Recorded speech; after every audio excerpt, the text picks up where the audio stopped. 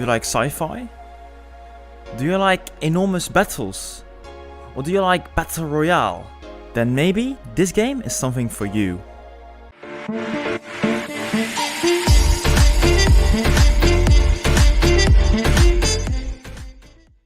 Hello and welcome back to the channel, guys. I am Fable1 and today we're going to discuss a new game in the Planetside franchise. This game is called Planetside Arena. Just a few days ago, Daybreak Games, the developer of the OG Battle Royale game H1Z1, came up with a trailer. A trailer with a rather vague story plot. I don't know really, but you land in a sort of pot and you get out of it and you start with only a knife, it seems like. And then it really begins. Then they show multiple classes, the engineer, the medic and the assault, of course, with all of their own special abilities. And it's not really clear what it really can do. We know, for example, that the assault can run 10% faster than other classes and have an extra special boost for the jetpacks, and the medics can revive quicker, and for example, engineers can place walls. But more of the stuff, special abilities of the classes are still quite unclear. But that's really a problem because the game is going to launch already on the 29th of January, so we'll be really informed pretty quickly about the hows and how did it work, or what the details are of the game and of the mechanics of the game.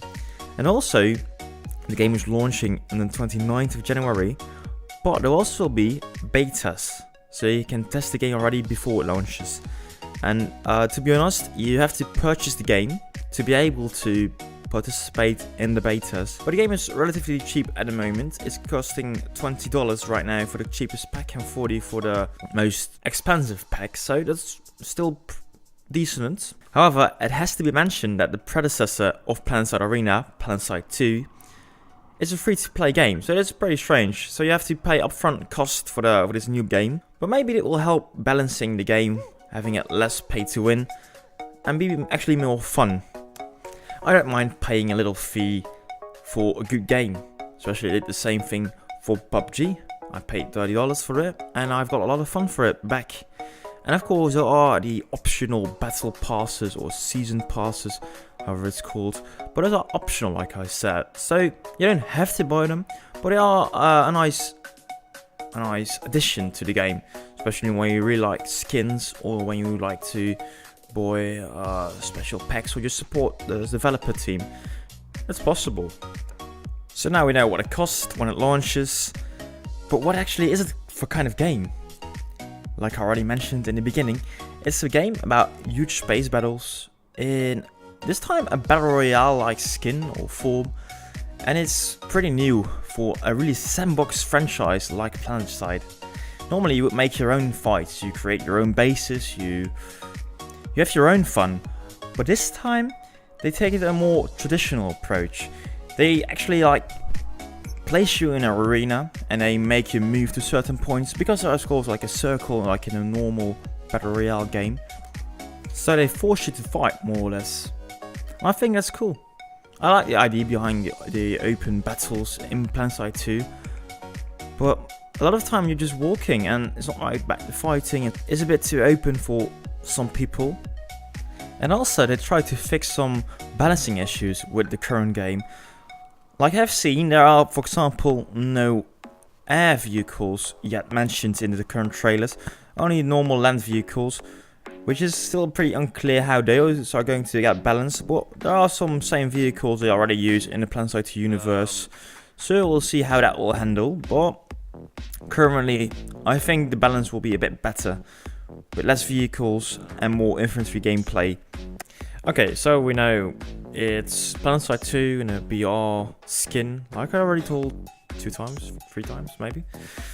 But why would we care? We already got PUBG, we got Fortnite, we got multiple Battle Royale shooters coming, and also Blackout is already out, so why should we buy this game? Isn't going to be the next Island of 9, a dead game actually? I don't think so. There's 2 reasons. First of all, it has a game behind it with a living community, which is really important to get a game out. Without a good living community, without supporting content creators, without supporting clan or outfit leaders, this game wouldn't be as fun as it is currently in Planetside 2. And that's the thing, they maybe are scared of losing in Planetside Arena, but I don't think so. I think it will fit into what people want to see actually in Planetside 2, without the openness of the battles and how it feels like to play sometimes. So yeah, I expect the community to be there to support this game. However, I've seen a lot of salt in subreddits trying to criticize the game, but I think ultimately people will start to like it as a game in the Planetside franchise. And also I think it will grow to a more open community, a more diverse community, also of course embracing Battle Royale.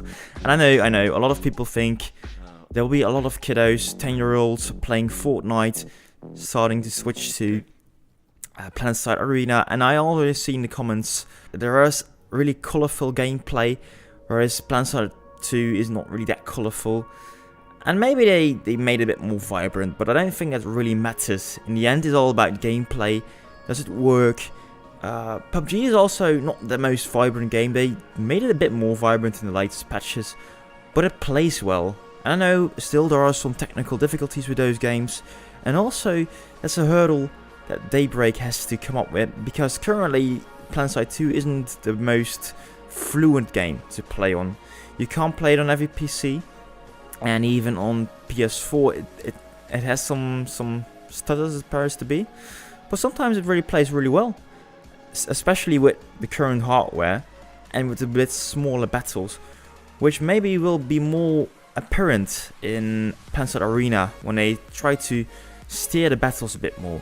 So I think, especially with the coming DirectX 11 update for Planetside 2, which also will take effect on Planetside Arena, actually the basis of the game will be pretty good, especially with the having community.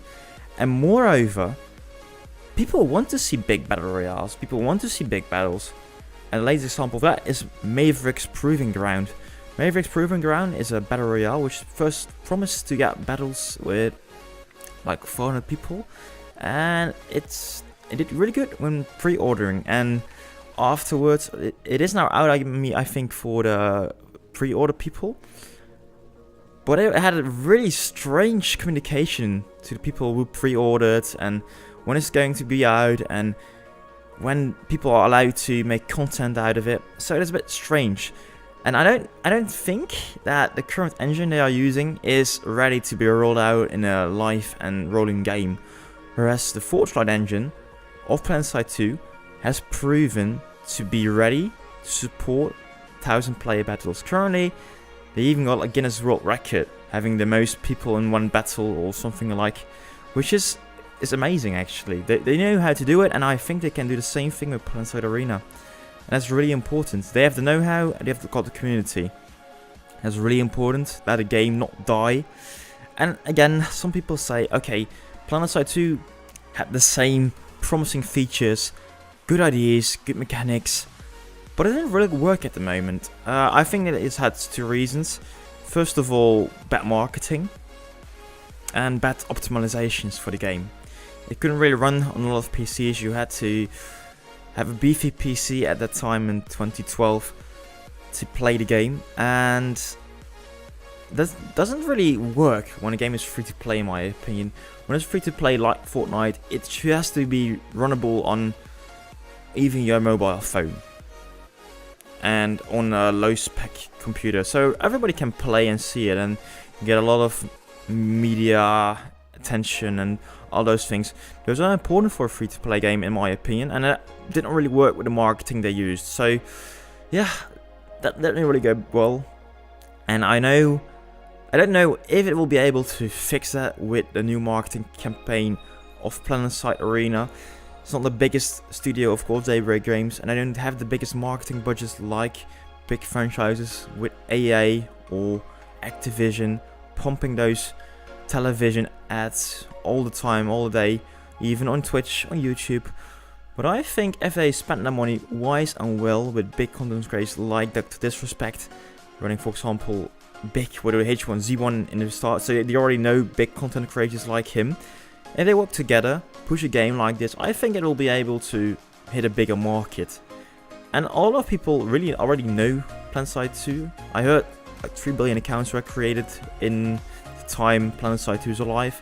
And that's a lot of people know of the world of Planetside, and maybe decide to come back when they hear they made a new shooter.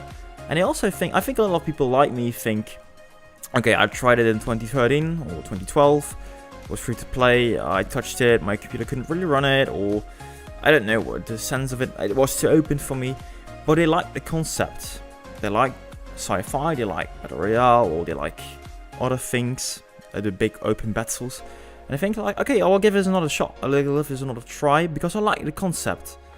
And I think they can touch a lot of people, and this can be a big hit actually in the current market, even with all the other games out there. So I'm getting pretty passionate about this game. I haven't played yet, but I don't know, but it has a good feeling to me. And I've seen a lot of saltness, like I said, in the Reddits, and a lot of people afraid of the life of Planetside 2 going to end, maybe their favorite game. But I think currently Planetside 2 isn't the biggest hit. It's a pretty small community. I know small communities can be really cool, and really supportive also. But I think it can't hurt to have some new fresh blood. And new media attention like from this game can really help. So I'm looking forward. I already pledged my money, or pledged, I bought the game. I didn't went all out. I just had the normal $20 one, or actually in euros, it's 16 euros and a bit more. It doesn't really break my wallet, so I'm gonna try it out. I'm gonna play it, and I'm even gonna play some more Planetside 2 due to my new attention to the game. Not only on Twitch, I had some more videos I looked up on YouTube about Planetside 2. I'm getting more into this game, and I'm gonna try it out a bit more in preparation of Planetside Arena. And I think it's pretty cool. I hope we'll see more guys like you in the battlefields on Auraxis in Planetside 2. If not, or if so, let me know in the comments. And always like and subscribe to videos, of course, if you want to see more content about Planetside Arena, or maybe even Planetside 2. Let me know if you want to see more about that, and if it's worth to play in 2018, or actually, let's say 2019. At least, that's me, that's Fiber1, and I will see you soon with the new content.